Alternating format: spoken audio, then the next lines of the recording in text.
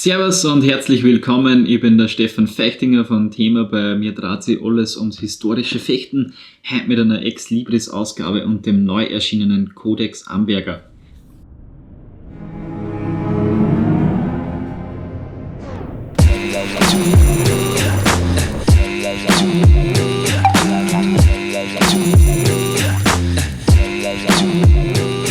Codex Amberger, erschienen in der Bibliothek der historischen Kampfkünste bei VS Books.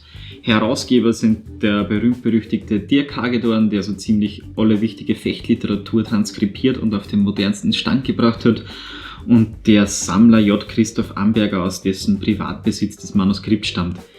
Daher auch der Name Codex Amberger. Der Fechtmeister, der das geschrieben hat oder wer auch immer das war, hat natürlich nicht Amberger geheißen, oder vielleicht auch doch.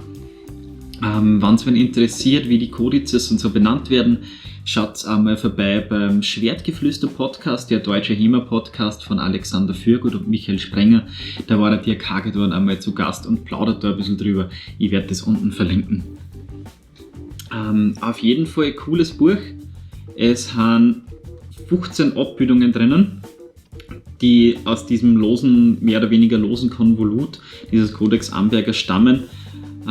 Text ist nur eine Seite drinnen, dafür aber 15 Bebilderungen, die meisten dazu zum Ringen, aber auch Dolch, Dussack, langes Schwert und Stange.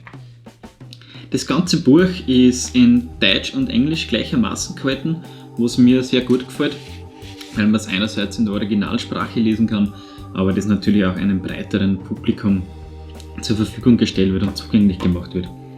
In diesem Konvolut des Originals, diesen losen Zetteln, kein Text dabei gewesen. Zum Schluss ist aber eine Textseite noch dabei, ohne Bild. Die dreht sich ums Ringen und um 2 Techniken mit dem Dolch gegen andere Waffen und noch einem kurzen Bruch.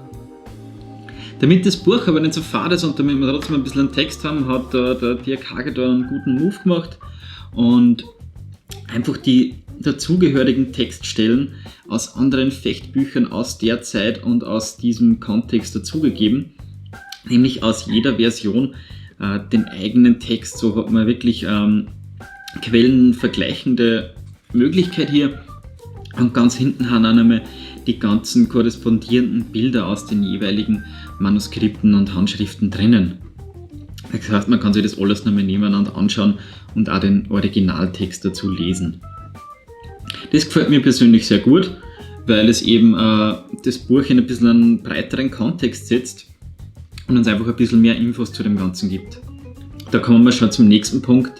Das ganze Buch erinnert sehr stark in Teilen an die Werke von Paulus Hector Meyer, beziehungsweise aus dem Sammelwerk von Paulus Hector Meyer und was der so in Auftrag gegeben hat. Das Buch ist somit auch in die Zeit einzudatieren, ins 16. Jahrhundert.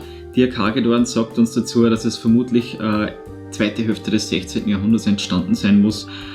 Zum einen aufgrund von den Druckbegebenheiten her, aber vor allem auch auf der Kleidung, die auf den Bildern zu sehen ist. Also ihr habt jetzt einen kleinen Einblick gekriegt in dieses wunderschöne Buch. Recht viel mehr gibt es dazu eigentlich auch schon nicht zum Sagen. Das ist käuflich im Internet zu erwerben um ungefähr 30 €, unterstützt damit die Quellenarbeit vom Dirk und vielleicht auch die Sammelleidenschaft vom Herrn Amberger, der so nett war, das zur Verfügung zu stellen. Wie gesagt, vielleicht nicht das beste Erstlingswerk, trotzdem sehr interessant und sehr schön gemacht. Ich würde es in meiner Bibliothek nicht mehr vermissen wollen. Viel Spaß und bis zum nächsten Mal. Und vielleicht hat es da noch wer liegen gesehen. Das ist das Meditations on HEMA, ganz neu rausgekommen, ein sogenannter Mindchanger Ideas that Move HEMA. Ich werde euch mehr dazu sagen können, wann ich es gelesen habe. Schauen wir mal, ob es interessant ist oder ob nicht der Schmarrn drinnen steht. Ja, cool.